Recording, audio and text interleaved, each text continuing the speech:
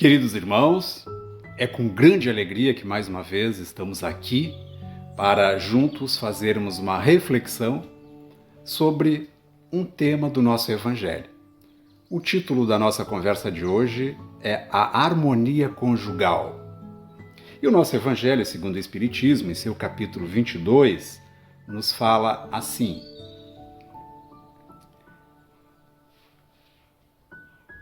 as leis da natureza são as mesmas em todos os tempos, em todos os países. As leis humanas, estas mudam segundo os tempos, segundo os lugares, segundo os progressos, segundo a cultura de cada povo. Porém, no casamento, o que é de ordem divina é a união dos sexos que serve para operar a renovação dos seres que morrem. Mas as condições que regulam essa união são de ordem humana. Na união dos sexos, ao lado da lei divina que é material e comum a todos os seres vivos, existe também uma outra lei divina e imutável, como são todas as leis de Deus, que é a lei do amor. Porque Deus quis que os seres estivessem unidos não somente pelos laços da carne, mas também e principalmente pelos laços da alma, a fim de que a afeição dos esposos fosse mútua e que se transportasse também para seus filhos e que eles fossem dois ao invés de um, a amá-los, a cuidá-los e a fazê-los progredir. Então, essa mensagem do nosso Evangelho, em seu capítulo 22, ela está nos lembrando que segundo a lei divina, a união dos sexos é para operar a reprodução dos seres, ou seja, para não deixar que a espécie humana entre em extinção. Porém, isso acontece sob a lei maior, que é a lei do amor. E também nos fala que o casamento é regido aqui na Terra pelas leis humanas, e que varia de acordo com cada povo, com cada cultura, com cada local. Pois muito bem, a partir daí, nós vamos percebendo que de todas as instituições que nós conhecemos aqui na Terra, aquela que apresenta o maior nível de desenvolvimento e de progresso na ordem da raça humana é, sem dúvida nenhuma, o casamento. Porém, essa instituição casamento, ela não é assim nada fácil de ser levada, ela é bastante complexa. Sim, e vejamos por quê.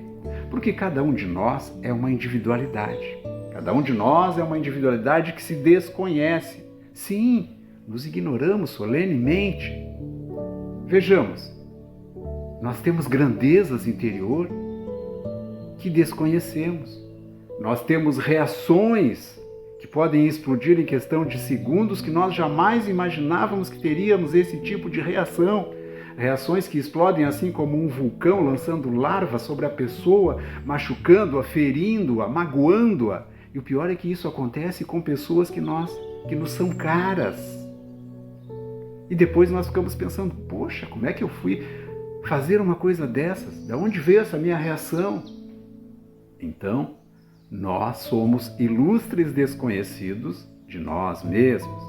Imaginemos então colocarmos duas pessoas que ilustremente se desconhecem, colocando-as para andar juntas em uma mesma estrada. Conflitos lá na frente advirão. No entanto, como no início de todo relacionamento, o desejo de ficarem juntos é muito mais forte, aquele amor efusivo que existe no início do relacionamento, que nós conhecemos por amor, paixão, vai ser mais forte, fazendo com que eles permaneçam cada vez mais juntos e a partir dali, através da convivência, eles irão conhecendo-se melhor um ao outro, conhecendo cada um seus hábitos, seus costumes, e a partir dali já estão dando os primeiros passos para se tornarem os melhores esposos, as melhores esposas, quem sabe até o melhor casal. Isso é muito lindo. Essa é a regra, isso é perfeito. Porém, lamentavelmente, na grande maioria das vezes, para a grande maioria das pessoas, as coisas não são bem assim. E não são bem assim porque quando as pessoas contraem um relacionamento conjugal, lá no fundo do seu inconsciente, elas estão esperando que o outro venha para lhe servir de alguma forma. Lá no fundo do seu inconsciente, elas estão esperando que o outro traga virtudes que ela mesma não tem. É claro que isso vai complicar, vai jogar um peso muito grande sobre os ombros do outro cônjuge. E pior ainda, pessoas que contraem um relacionamento conjugal, que se casam e a partir daí passam a imaginar que são os donos do outro. Se eu fizer, você também faz. Se eu não for, você não vai. Se você não quiser, eu também não quero. Ora, isto vai sobrecarregar demais os ombros do outro cônjuge. É importante, sim, estarem sempre juntos. É importante. Porém, é muito mais importante que também cada um tenha o seu espaço dentro do relacionamento.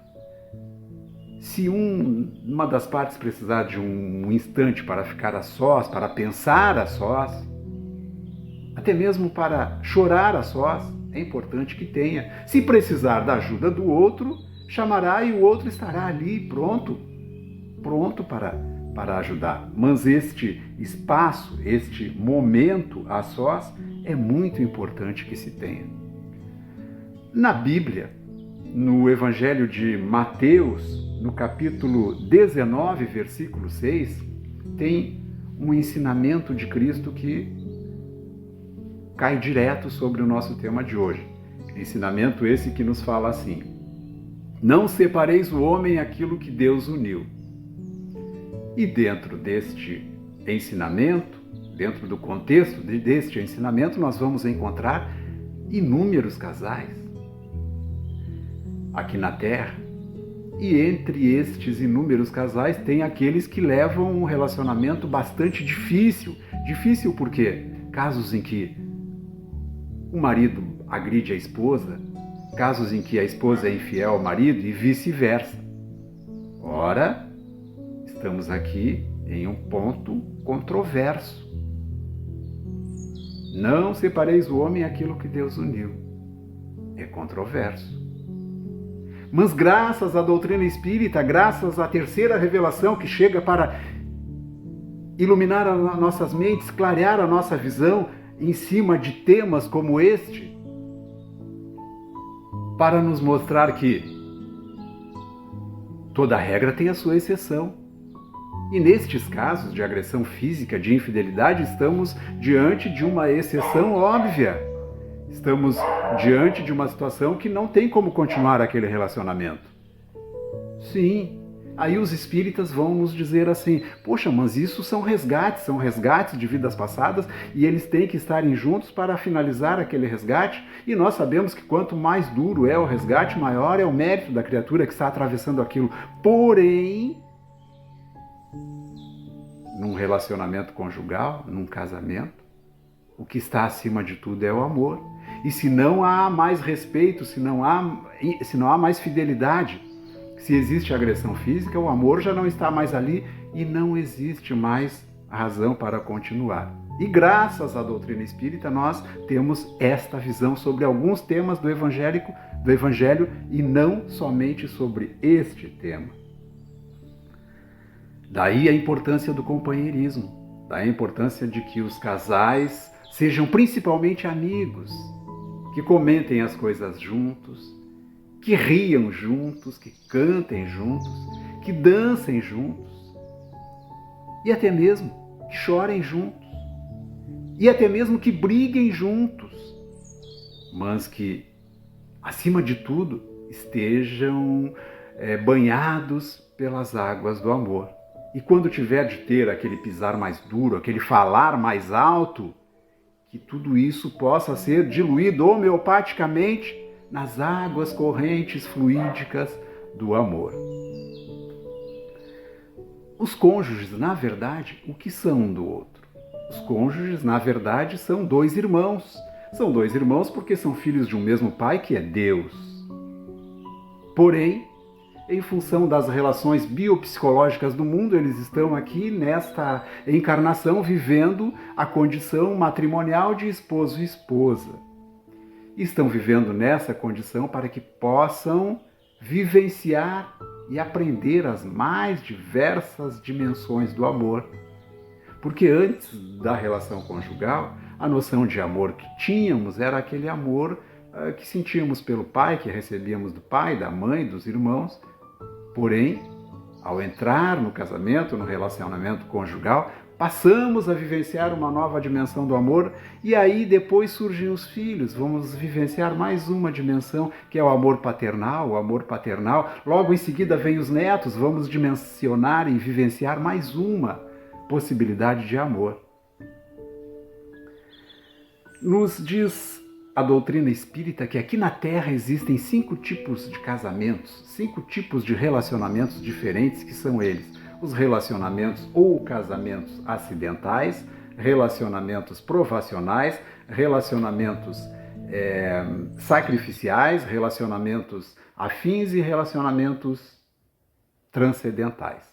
Pois vejamos cada um deles. Os relacionamentos acidentais, eles não foram programados lá no mundo espiritual. Acontece que aqui na Terra, 2 criaturas se aproximam por interesses materiais, por atributos físicos ou por questões materiais mesmo, de dinheiro. E este relacionamento, como não tem nenhuma ascendência espiritual, ele vai acabar por não dar certo. Felizmente, estes não são os relacionamentos mais comuns aqui na Terra.